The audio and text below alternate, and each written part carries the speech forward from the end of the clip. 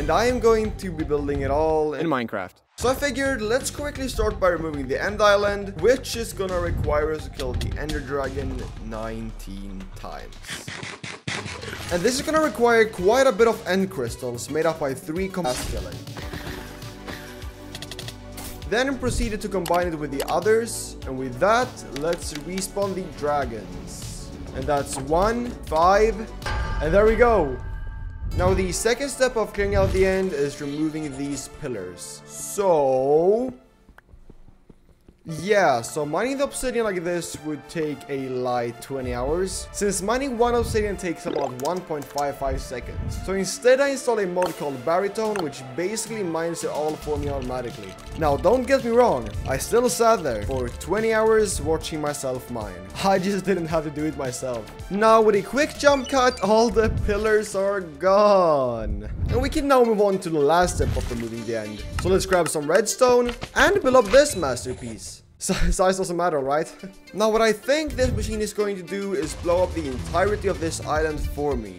I think. So let's remove this 1 redstone block, and it seems to be working. So let's just go AFK and let it clear out the endstone for us. And as the hours went by, the island came more and more distant from reality, since, you know, it's getting brutally destroyed. And after spending a few extra hours on removing these small floating blocks, the end is now fully cleared out. Just like my sanity up until this point. So with 25 hours added to the clock, it now brings us to the start of the massive project, building the Tree of Life, which is going to represent the center of the multiverse, like Yggdrasil from the series Loki. Now for the materials. I'm first gonna need 25,000 oak leaves. So let's grab 15 shulkers and do some deforestation.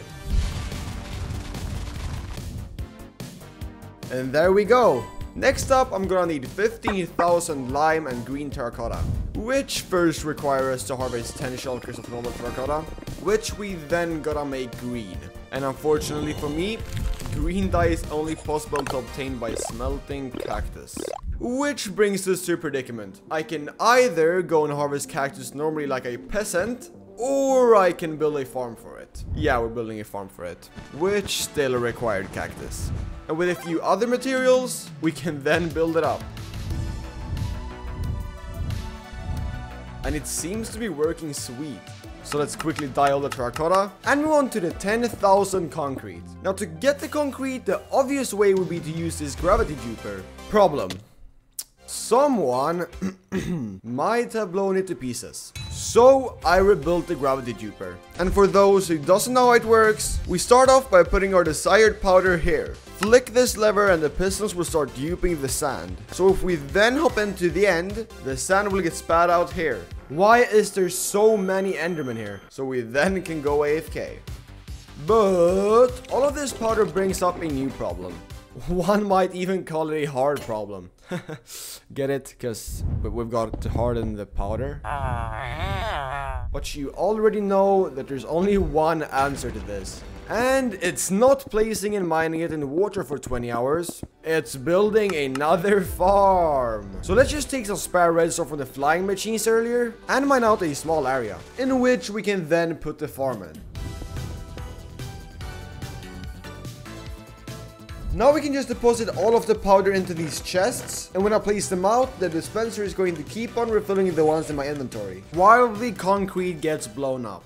I mean, it's still gonna take a while, but at least now I can AFK. And that's the concrete checked off the list. Moving swiftly on, I'm first going to AFK my wood farm to get these 4 shulkers of oak logs. Then follow this strange guy into an alley who surprisingly dropped me 3,000 stone. There you go, Machko. And then there's a glowstone on yellow stained glass. Now the yellow stained glass is pretty easy, since I just bought the glass and built this very compact but surprisingly efficient flower farm. It's actually insane. But for the glowstone, there's 3 different ways to get it. The raid farm, mining it manually, and then there's buying it from clerics, which I unfortunately only realized after doing the other 2 methods for 4 hours. The third one was so much better. But after fully robbing this villager, we now have all the materials to start building this thing.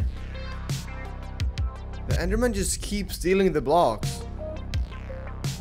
Okay, I actually can't build with this. They just keep stealing everything I place out. I have to get rid of them. Now, I did some research, and there is this thing called a mob switch. So basically, when you have more than 70 zombie villagers in one spot, the mob cap is reached and Minecraft stops from spawning any more mobs, making the end mob free. So let's start off by grabbing some materials and building this 4x villager breeder.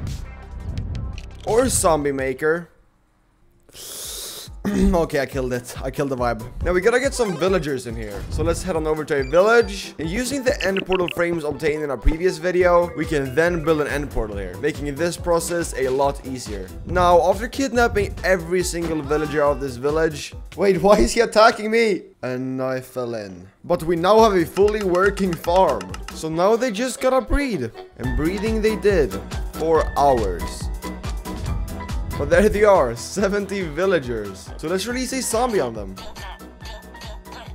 But if we now re-enter the end, we finally have some silence. So let's now go back to finishing what we started, the gigantic tree. This process actually ended up taking a bit longer than I thought it would have. But it was also really cool seeing progress right in front of your eyes, so it wasn't too bad. But now that the center of the multiverse is complete, we can now move on to building the literal multiverse.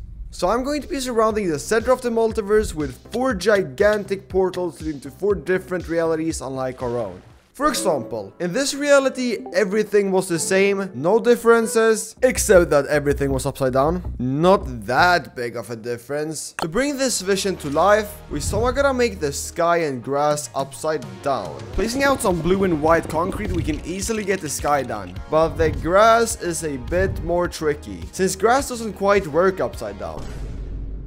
And neither does green wool. So I went with the nearest best thing, moss blocks. They're green and they're the same upside down. And they're green, but we need 4 shulkers of them.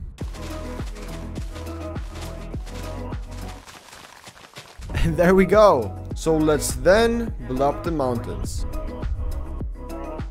And I mean, this is slowly coming together. Now I want to add a village so it doesn't look so plain. And to build it, I just need a couple materials. Okay, let's start with a farmhouse. A pretty boring house if you ask me. And I mean, it actually looks better than I thought it would have, considering it being fully upside down and all. Just like me. The joke is that I'm upside down right now. Let's then add the blacksmith house, which is the best house if you ask me. Some other houses, can't forget the church. And yeah, I also used barriers from our previous video to keep that water afloat. Now we gotta get some nature up there. So I added some upside down trees. Now to finish this dimension, we link them up using railroads. Now to be able to get them upside down, I first gotta place out some barrier blocks and create one of these. Yeah, I just named Titan Dinnerbone, which puts them upside down. Now since I can't just have villagers, I also decided to add a horse and a couple of cows. And with a bit of black concrete added on the sides so you can't see through, the first dimension is complete. Well, now that I can officially live upside down, let's move on to the second dimension, which is the Aether, the Minecraft dimension our younger selves never got to experience. And what better way to build it than to travel right to the source? Yo, this is insane!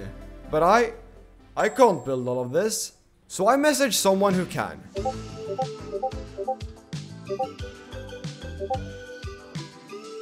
Well, joke's on him, because he just got finessed.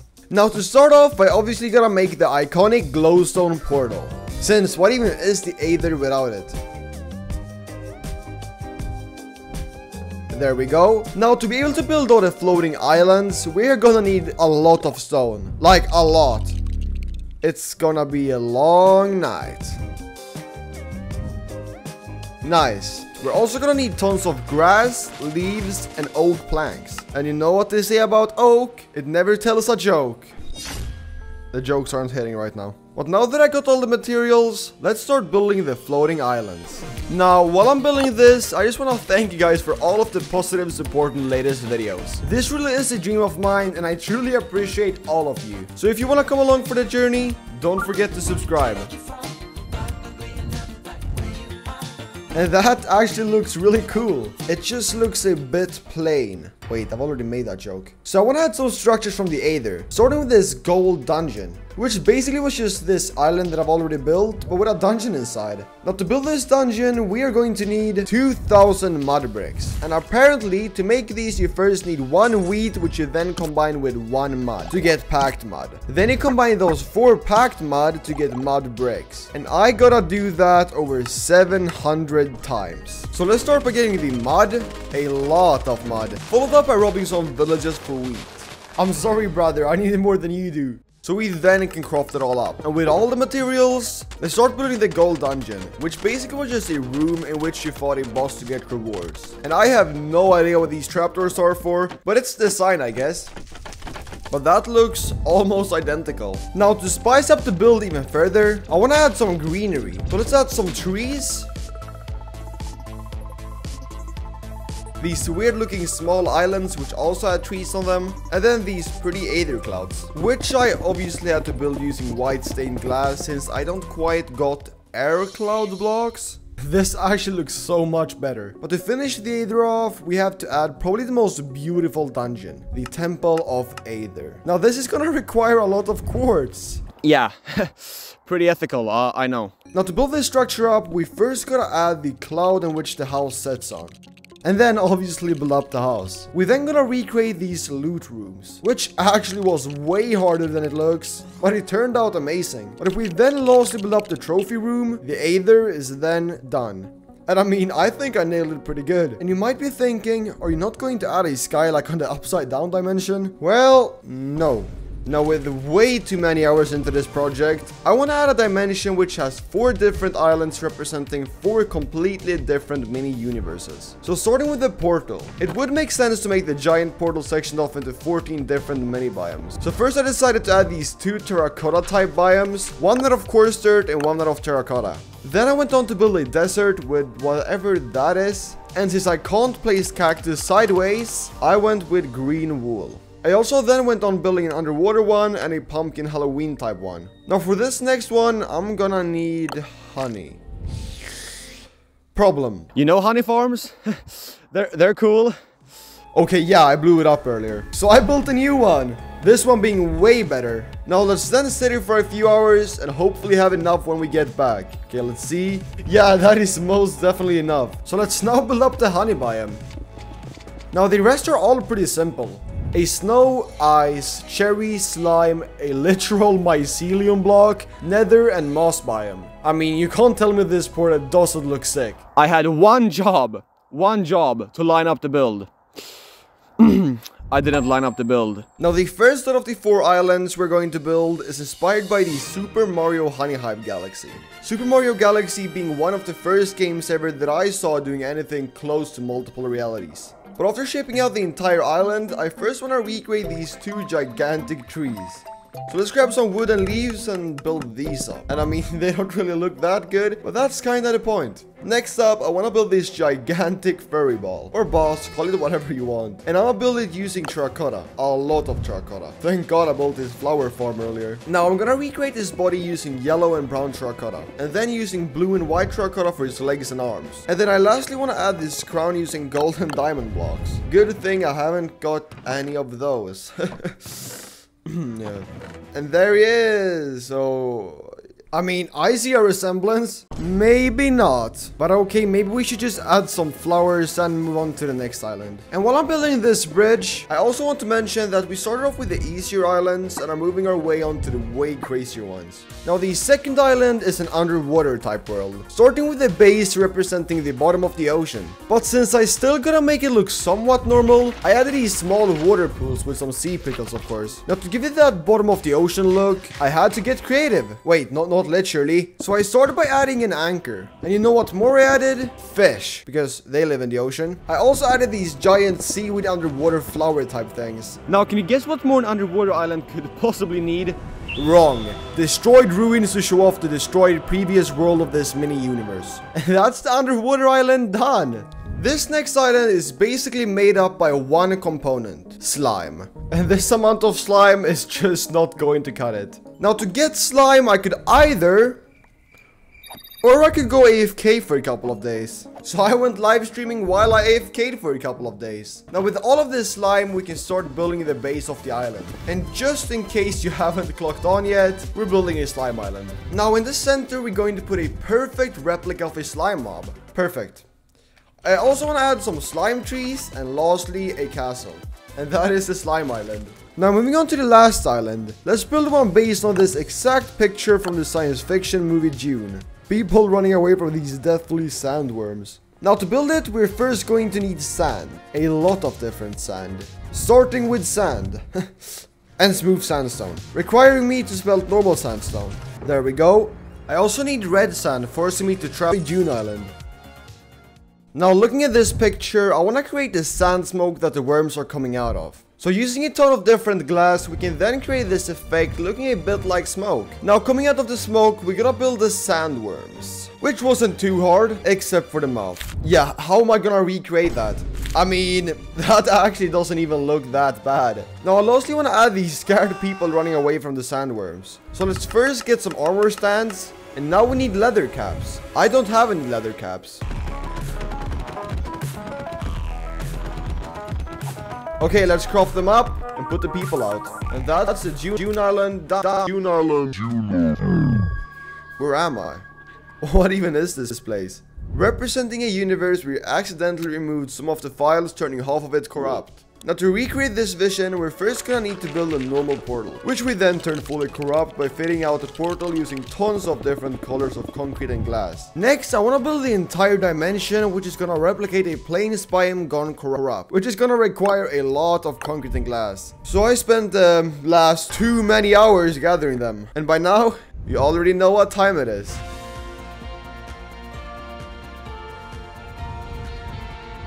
It for sure looks corrupt. Maybe I should reconstruct it. Sorry, killed it. Now for the final details, I first want to add some trees, but of course make them corrupt. And finally, I lastly want to add a corrupt ruined portal. And with all of these hundreds of hours put into this project, it all dawned on me that finishing this portal and placing this block would then mean that the multiverse is complete. Please subscribe.